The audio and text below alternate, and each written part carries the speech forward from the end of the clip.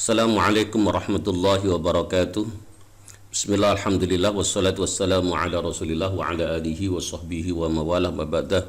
Saudara-saudara sekalian, mahasiswa program studi PAI Fakultas Tarbiyah yang Kediri yang mengikuti mata kuliah metodologi penelitian kuantitatif. Sudah ada beberapa topik yang sudah kita kaji dalam semester ini. Yang pertama terkait dengan peta konsep dari mata kuliah metodologi penelitian kuantitatif. Kita juga sudah membahas tentang paradigma penelitian. Kita sudah membahas tentang riset problems, terus pertanyaan, tujuan, kegunaan, dan hipotesis penelitian. Pada minggu kemarin kita belajar tentang telah pustaka, literature review. Untuk topik yang keenam ini adalah membahas tentang teori dan konsep. Pada kesempatan ini saya akan gunakan beberapa referensi dalam pembahasan ini. Yang pertama adalah nanti kita akan menggunakan bukunya John W. Creswell, Educational Research. Terus kita akan gunakan juga bukunya Lawrence Newman, ini Social Research Method, Qualitative and Approach, Quantitative and Qualitative Approach yang ditulis oleh Lawrence Newman. Ini edisi yang ketujuh. Kita juga akan menggunakan ini nanti contoh untuk mencari teori dan konsep dari ensiklopedia ini, yang pada kesempatan ini saya contohkan dari The International Encyclopedia of the Social Sciences, kan itu. Nanti kita juga akan contohkan bagaimana kita mencari teori itu. Ini nanti kita awali dengan kita mencoba mencari teori-teori itu dengan memanfaatkan web yaitu Book.SG, terus kita menggunakan DOAJ, kita menggunakan Garuda Ristek Dikti ini, kan itu, jadi Garuda rujukan digital. Semoga dengan penjelasan dan contoh yang saya berikan dalam perkuliahan ini, nanti masing-masing saudara termudahkan ketika saudara akan memanfaatkan atau mencari teori dari referensi-referensi dari web, dari berbagai web yang menyediakan berbagai literatur ya, yang bisa saudara manfaatkan untuk penulisan, skripsi atau dalam meneliti. Sekarang kita awali dengan apa sih manfaat dari teori itu, kan itu. Kita juga bisa gunakan ini dari bukunya Lawrence Newman. Kita juga bisa cari di sini. Ini. Kalau kita perhatikan, ini ada gambar yang dibuat oleh Newman bahwa teori itu dalam penelitian kuantitatif itu, kalau kita lihat gambar ini, itu dimanfaatkan semenjak seorang peneliti itu menentukan topik, menentukan fokus penelitian, menentukan rancangan penelitian, mengumpulkan data, menganalisis, menginterpretasikan data yang biasa disebut dengan di pembahasan itu, sampai kepada menuliskan laporan penelitian. Jadi seluruhnya itu ketika dalam penelitian kuantitatif itu dipandu oleh teori, kan itu. Demikian juga nanti ketika kita menggunakan penelitian kuantitatif, kualitatif juga sama. Ini ketika di kualitatif juga sama, kalau kita lihat, perhatikan ini, kan itu. Jadi yang namanya teori itu semenjak seorang peneliti itu menentukan situs penelitian, kan itu, dia mengadopsi satu perspektif dari penelitian itu. Dia membuat desain penelitian, mengumpulkan data, analisis, interpretasi, sampai membuat laporan penelitian, informs others, itu artinya membuat laporan penelitian. Itu seluruhnya juga dipandu oleh teori. Oleh karena itu, Newman termasuk berpendapat bahwa dalam penelitian kualitatif pun itu seorang peneliti membutuhkan teori, kecuali apa? Kecuali bagi seorang peneliti yang menggunakan grounded theory research, kan itu. Oke, kita coba perhatikan ini dari bukunya dalam bukunya John W. Creswell itu. Creswell memberitahukan terkait dengan theories and testing variables, kan itu. Bagi John W. Creswell, bahwa sebuah teori dalam penelitian kuantitatif itu digunakan untuk menjelaskan dan memprediksikan. Jadi di sini ditulis explain and predicts the probable relationships between independence and dependence variables. Jadi sebagaimana kita ketahui bahwa penelitian kuantitatif itu salah satu cirinya adalah deterministik. Jadi ada hubungan sebab akibat, kan itu. Oleh karena itu, hubungan sebab akibat inilah yang dijelaskan melalui teori, kan itu. dijelaskan melalui teori. Dan inilah yang dulu ketika tatap muka pertama, jadi ketika perkuliahan pertama itu saya jelaskan bahwa ketika seorang peneliti itu mengalami yang namanya kegelisahan akademik, dia harus mencari penjelasan-penjelasan dari kegelisahan akademik itu dengan apa yang saya sebut dengan rasional deduktif, ya, rasional deduktif. Jadi kegelisahan itu harus dijawab melalui teori. Teori itu nanti digunakan untuk apa? Digunakan untuk dua hal, yaitu yang pertama menyusun hipotesis. Lah hipotesis itulah yang menjelaskan hubungan antara dependent variable sama independent variable atau menjelaskan hubungan dari berbagai variabel yang dia teliti. Yang kedua apa? Yang kedua adalah teori itu digunakan untuk menyusun instrumen. Instrumen yang teori digunakan untuk menyusun instrumen yang disebut dengan konsep.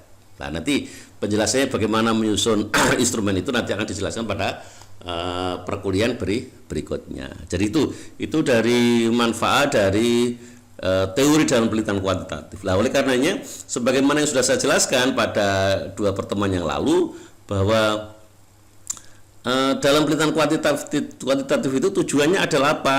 Yang tujuannya adalah teori verification atau menguji teori kan itu. Oleh karena itu dalam penelitian kuantitatif itu sangat penting yang namanya teori itu sangat penting, karena teori itulah yang nanti akan diuji dalam penelitian kan itu. Jadi seperti itu. Sekarang kita lanjutkan itu. Yang kita lanjutkan, kita coba perjelas dari apa yang ditulis oleh Newman itu terkait dengan apa? Terkait dengan teori dan riset kan itu. Ini Newman itu mengutip beberapa pendapat. Apa sih teori itu? Jadi dia menyajikan sampai 7 definisi yang diambilkan dari tulisannya Gabriel Band, judulnya The Meaning of Theory. Itu terdapat di satu jurnal yang namanya Psychological Theory, volume yang ke-26, isu yang kedua, yang terbit Mei tanggal 28 2008 pada halaman 173 sampai 199. Nanti saudara kalau berkeinginan saudara bisa mengakses ini, tulisan ini kan itu, untuk mendapatkan penjelasan yang relatif memadai, relatif lengkap terkait dengan apa sih teori itu kan itu. Apa sih teori itu? Lah dia sendiri Newman itu memberikan satu penjelasan yang disebutkan teori itu adalah social theory is a system of interconnected ideas. Bersama dengan tadi gitu. Jadi yang namanya teori itu bagi Newman adalah satu sistem yang menghubungkan antar ideas, antar ide-ide, dan ideas itulah yang namanya konsep. Konsep itu bahasa lain kalau dalam dunia penelitian kuantitatif disebut dengan variabel kan itu. Jadi seorang peneliti itu harus mencari hubungan-hubungan itu, dan hubungan-hubungan itulah yang akan digunakan untuk memandu peneliti semenjak menurut topik dan sampai terakhir dia meneliti kan itu. Jadi itu nanti saudara bisa membaca secara lebih lengkap baik di bukunya baik di bukunya Creswell atau di bukunya Newman. Kalau sampai teori itu isinya apa saja bisa dibaca di sini semestinya. Nanti saudara bisa membaca dari bukunya Newman atau bukunya yang paling lengkap di bukunya Newman memang, atau di bukunya John W. Creswell. Sekarang kita mencoba berlatih kan itu. Bagaimana cara kita mencari teori? Saya sarankan saudara ketika ingin mencari teori itu saudara bisa memanfaatkan ensiklopedia kan itu ya, ensiklopedia. Saya kasih contoh pada kesempatan ini adalah saya ingin meneliti tentang self efficacy ya. Ini teorinya Albert Bandura. Ini kita coba cari di sini. Buku ini itu, ensiklopedia ini tuh jumlahnya halamannya ada 5.760 kan itu. Kita coba cari tulisannya tentang Albert Bandura. Oke, tentang self efficacy. Nah ini. Di sini ada self efficacy. Jadi di sini ditulis oleh Albert Bandura, among all the thoughts that affect human functionings and standing at the core of psychologist Albert Bandura cognitive theory are self efficacy. Jadi satu teori penting yang mempunyai manfaat banyak terhadap hubungan kemasyarakatan dan seterusnya itu, atau fungsi diri seseorang itu adalah teori tentang self efficacy kan itu. Nah ini kalau teman-teman manakala mendapatkan satu kesulitan untuk menerjemahkan ini, semestinya sekarang itu sudah menjadi sangat gampang kan itu. Saudara bisa memanfaatkan cara menerjemahkan dengan menggunakan Microsoft Word. Saya kasih contoh ini misalkan ya. Ini kita coba copy saudara bisa membuka Microsoft Word. Nah, ini ya, jadi ini kita coba kita tata dulu ini, jadi biar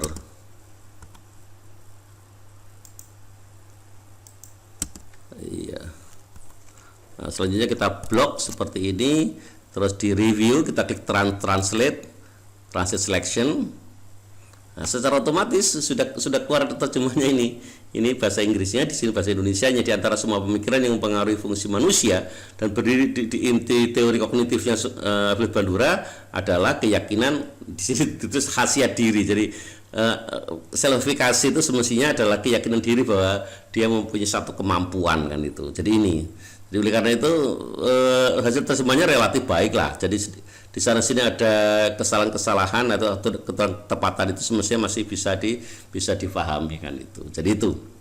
Jadi misalkan kita tadi berkepentingan untuk menggunakan teori yang Habib Bandura ya seperti ini. Nanti kita sudah bisa baca ini teori selfifikasi milik Habib Bandura. Ini hanya sedikit toh, sampai segini. Ini ditulis oleh siapa? Frank Pajaris kan itu. Dan ketika Franz Pajaris itu mengutip referensi atau tulisan teorinya Habib Bandura tentang selfifikasi itu, dia membaca tulisannya Habib Bandura yang ada di sini kan itu. Lah, sebagai seorang peneliti, ketika saudara sudah mendapatkan satu penjelasan seperti ini kan itu, saudara perlu melacak tulisannya Habib Bandura ini, ada beberapa tulisan ini kan itu. Terus bagaimana cara melacaknya? Saudara bisa menggunakan, tadi saya contohkan pakai ini, misalkan ini kita tulis self-efficacy, di sini kita tulis self-efficacy Bandura. Saya contohkan itu, ya, misalkan, ya setelah itu kita klik, saudara klik ini kan itu. Oke, ini adalah artikel-artikel yang terkait dengan self-efficacy tulisannya Bandura. Saudara bisa mendownloadnya. Nanti untuk mendapatkan penjelasan banyak bagaimana cara mengakses ini dan mendownloadnya, semestinya sudah saya buatkan kan. Saya sudah buatkan tutorialnya melalui video-video yang sudah saya upload, saya publish kalau tidak salah tanggal 26 atau 25 Mei ya, sudah lama. Kalau terkait dengan buku-buku tadi, ini saudara klik book ini kan itu. Ini adalah buku-buku tentang self-efficacy. Ini tadi. Ini saya Habib Bandura tadi, Self-Efficacy Engineering Society, tulisannya Habib Bandura yang diterbitkan oleh Cambridge University Press dan seterusnya ini. Jadi ini ada tulisan-tulisan yang baik kan itu, yang saudara bisa manfaatkan untuk apa? Untuk menjelaskan banyak terkait dengan teori self-efficacy itu. Atau kalau saudara ingin menggunakan yang lain, misalkan ini DOAJ, misalkan ini DOAJ, saudara masuk ke sini, saudara tulis self-efficacy Bandura seperti itu, saudara klik ini kan itu. Ini banyak tulisan terkait dengan, dan saudara bisa memanfaatkan ini ketika apa? Ketika saudara menyusun yang namanya telaah pustaka, dan nanti ujung dari telaah pustaka itu adalah teori itu kan itu, teori. Makanya semestinya telaah pustaka dan teori itu saudara tulis di mana ketika sudah jadi skripsi di bab 2 kan itu.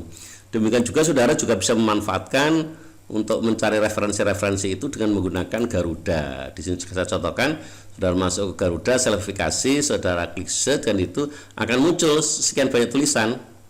Saudara tinggal memilih di antara sekian banyak tulisan itu mana yang menurut saudara itu ada kesesuaian dengan penelitian saudara kan itu. Dengan cara seperti inilah saudara akan bisa menyusun satu bagian dari penulisan skripsi itu yang teramat sangat penting, yaitu teori dan konsep. Sementara konsepnya, jadi konsep itu adalah kalau kita berbicara tentang self-efficacy dan hubungannya dengan yang lain, ya self-efficacy dan variabel-variabel lain itulah yang namanya konsep kan itu.